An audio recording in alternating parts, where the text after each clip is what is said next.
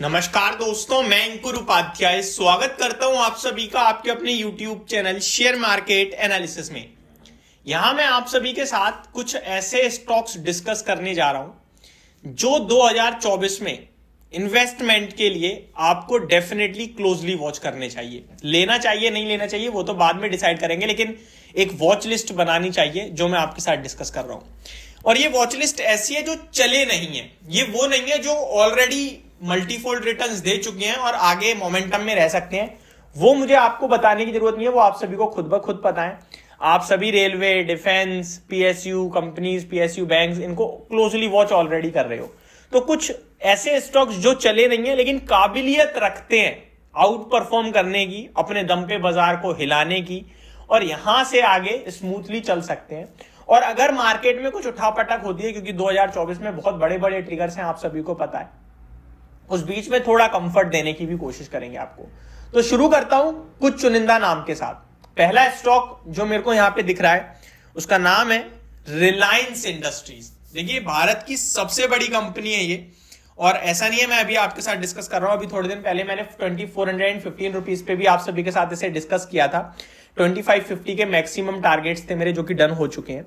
अभी रिलायंस 2585 पे बंद हुआ है। रिलायंस की बात की जाए तो 2843 रुपए को 2843 का आपको लगभग 2800 रुपए के करीब का इसका हाई दिखेगा। बट वो स्टॉक जो है एडजस्ट करोगे अगर आप 250 रुपए के जियो फाइनेंस के साथ, तो लगभग 2600 रुपए करीब का इसका हाई है। अभी शेयर ऑलमोस्ट अपने हाईस पे ही आप कह सकते हो ट्रेड करता हुआ दिख रहा है, 50-60 पॉइंट नीचे है। लेकिन मेरे को लगता है इसमें दम है, ये स्टॉक आपको इजिली 3000 रुपए तक के लक्ष्य दिखा सकता है। तो पहला तो रिलायंस है जो 3000 रुपए तक के लिए हमें सोचना है कि 2024 में एक बार 3000 आएगा, जो कि होता है यहां से 20%। तो अगर आप सेटिस्फेक्शन रखते हो तो इसको आप डेफिनेटली ले सकते हो। और सबसे इंटरेस्टिंग पार्ट ये होने वाला है कि जब ये शेयर आप लोगे उसके बाद ये एक आध बार आपको 2350 पे भी मिलेगा। तो वहां अगर आप एवरेज कर लेते हो तो फिर वो आपकी रिटर्न प्रोफाइल ज्यादा हो जाती है।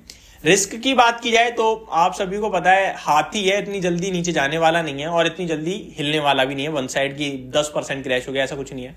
कंपनी की बात की जाए तो आप सभी को पता है भारत की इकोनॉमी में 6% का कंट्रीब्यूशन इन्हीं का रहता है।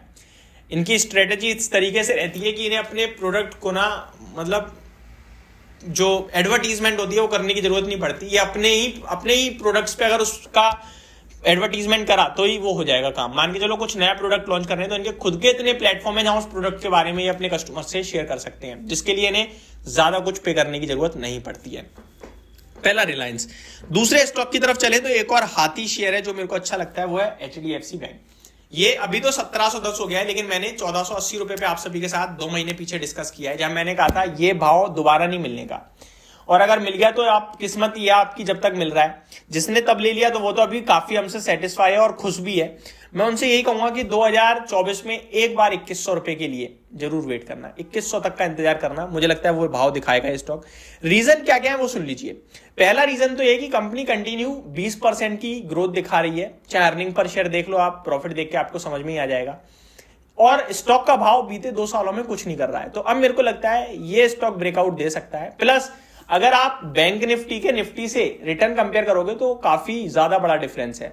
फॉर एग्जांपल निफ्टी ने 19% के रिटर्न दिए हैं बीते एक साल में और बैंक निफ्टी ने केवल 11.5% के। लेकिन पीएसयू स्टॉक्स डबल हो गए हैं। तो मेरे को लगता है अब ये दिग्गज चलेगा और बैंक निफ्टी भी आउट परफॉर्म करेगा और बाजार भी आउट परफॉर्म करेगा और ये स्टॉक भी आउट परफॉर्म करेगा। जहां पे मैं मान के चल रहा हूं 2100-2200 रुपए तक के लक्ष्य आपको देखने को मिल सकते हैं। और ये अगर दोबारा एक आध बार 1480-1500 आए तो फिर वो अपॉर्चुनिटी ही होगी, डरना मत। तीसरा स्टॉक ये है आपका IRCTC। ये वॉलेटाइल हो सकता है, अगर बाजार में प्रॉफिट बुकिंग करेक्शन आई तो ये हाई बीटा, ये टूट सकता है, 10% भी जा सकता है, 20% भी जा सकता है। लेकिन अभी मैं अगर आपको रिसेंट का एक्शन बताऊं तो वॉल्यूम्स के साथ तेजी आई है। पूरा रेलवे चल चुका है लेकिन ये नहीं चला है और मेरे को लगता है अब ये चल सकता है, जिसमें इसमें आपको जो भाव है, भाव में बात ही नहीं कर रहा कि कितना दिख सकता है ऊपर में, क्योंकि इसमें कुछ भी भाव आ सकता है। फॉर एग्जाम्पल 1200 भी आ सकता है, 1300 भी आ सकता है, 1500 भी आ सकता है। मैं ऐसा इसलिए कह रहा हूं क्योंकि कंपनी का अर्निंग पर शेयर अभी जो है, प्राइस टू अर्निंग पीई जो है वो 65 का है। और ये जब बुल केस में आता है ना तो 100, 150, 200 के पीई तक भी चला जाता है। अर्निंग्स की बात की जाए तो वो कम तो हो नहीं रही है, वो तो ग्रो कर ही रही है अपना नॉर्मलाइज रेट पे। तो अब ये स्टॉक एक रडार पे रखना है क्योंकि मोमेंटम भी आ रहा है, शायद चले।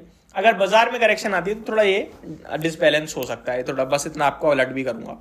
लास्ट स्टॉक यहाँ पे मैं आप सभी के साथ शेयर कर रहा हूँ, एक और रिस्की है थोड़ा, IEX।